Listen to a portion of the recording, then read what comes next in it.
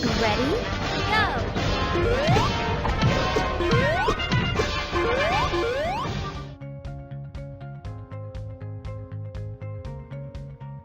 Number 10, the Run Trilogy.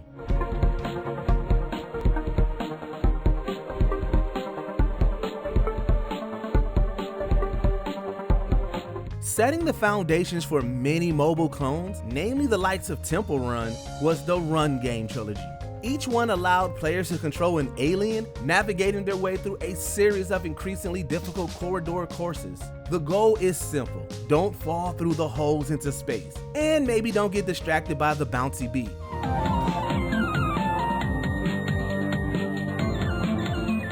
It is easier said than done. As the alien gets progressively faster, the obstacles grow, and players get increasingly addicted.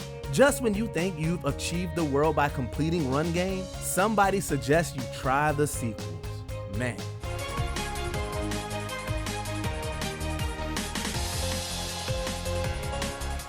Number 9, Henry Stickmin.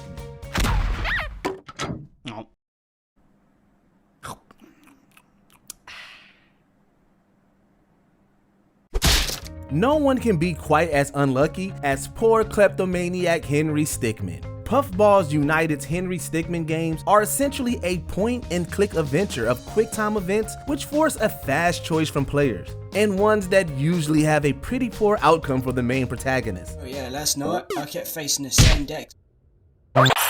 There are a number of these multiple choice games that have emerged over the last 15 years and are still available now on Steam for all ages to appreciate. And it's hard not to see why. Even if you fail your way through all the adventures, the consequences for poor Stickmin are hilarious.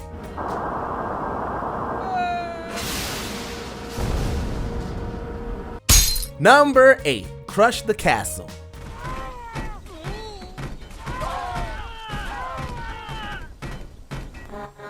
Since the onset of the 2010s, one game has allowed players worldwide to grab a heavy round object and fire it at an unstable looking structure.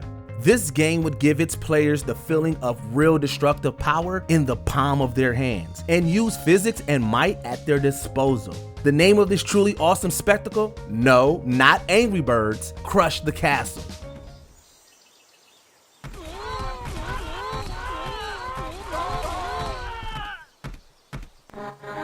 Known for its flinging game mechanic, Armor Games' 2009 free flash game put players in charge of a medieval catapult and told them to destroy the nearby castle with it. Less feathers, more devastation.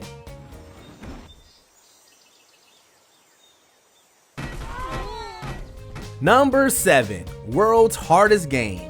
Because of this game, we honestly believe that there are people in this world who still have trouble sleeping, kept awake by nightmares of little square pixels being eaten by block dots. That is exactly the kind of psychological trauma that Armor Games inflicted upon their players in World's Hardest Game. Players control a small red brick that must get from the beginning of a stage to the end, picking up yellow discs on the way. While the faster black dots move in opposition, they are not the main obstacle here. You are. With infinite tries and only 30 levels, you may go in thinking you can beat this game, but more likely will rage quit and never look back. I get the heebie-jeebies just thinking about it. Number 6, Super Smash Flash.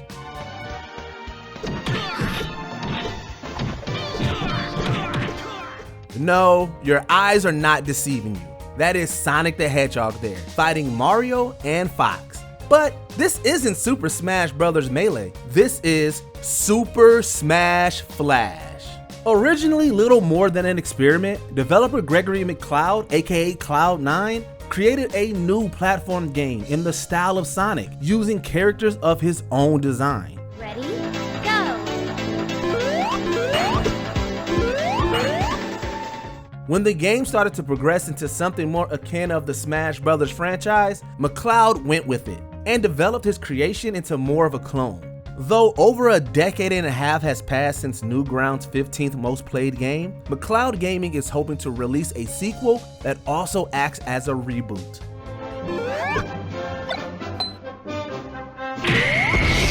Number 5, Bloons Tower Defense. What we started playing as a tiny break between entries ended up being an hour-long marathon of Bloons TD, or Bloons Tower Defense. And a tower defense game it truly is. A popular one at that just so happens to contain dart-throwing monkeys that can be used to destroy super resilient balloons. There are 5 sequels and 4 spin-offs to this little gem. It also managed to transcend the screen and make it to multiple handheld platforms. Now, if you would excuse us, we've got a superhero monkey who shoots lasers out of his eyes to buy. Cha-ching! Number 4, Fancy Pants Adventures, World 2.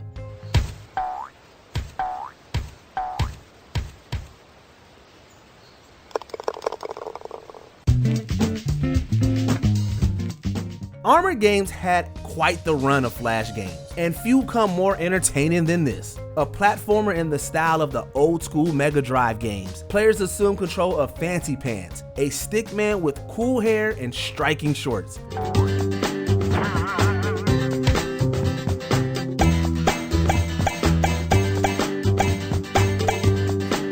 In the sequel, Fancy Pants must retrieve a stolen ice cream for the sake of humanity, justice, and so that World 2 will have a significant plotline.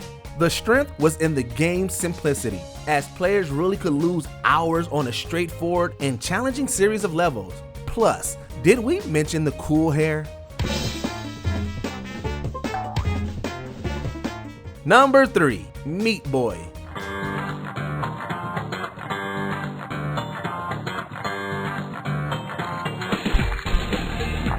If there's one place that we really don't want to be, it is inside the heads of game designers Team Meat. They are phenomenal. They just happen to be masters when coming up with creative and crazy difficult ways to splatter us across an endless slew of levels.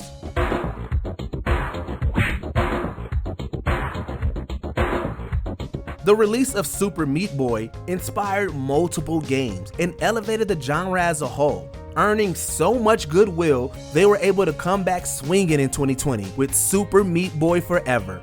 But it's their prototype Flash game, simply titled Meat Boy, which really hooked players into the sliding grim world of the Little Red Slab. Greatness can start from the smallest things.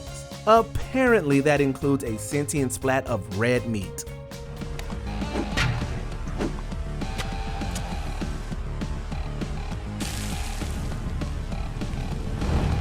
Number 2, Alien Hominid.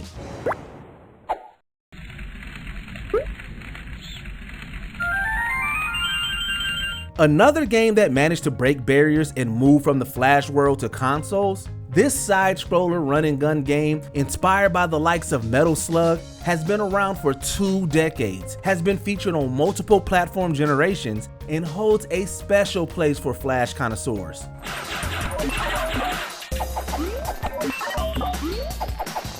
Not bad when you consider that it was made by 2 people with an active imagination. As of 2020, developers The Behemoth are looking to make one more game starring the lead alien hominid character, though are not making a reboot or sequel. Either way, we're game.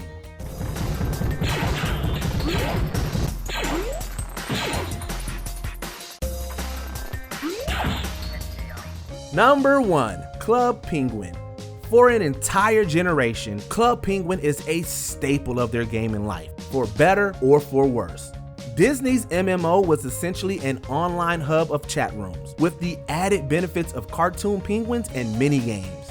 For the children playing, it created what was one of the first online communities, and it was huge. At its height, the MMO had over 200 million registered users. But by 2015, its popularity was declining, and staff members began receiving layoffs. Ultimately, Club Penguin announced discontinuation in 2017, and the closing images were historic. Players from past and present all converged for one more game, to savor the formative nostalgic days. Did you enjoy this video? Check out these other clips from WatchMojo, and be sure to subscribe and ring the bell to be notified about our latest videos.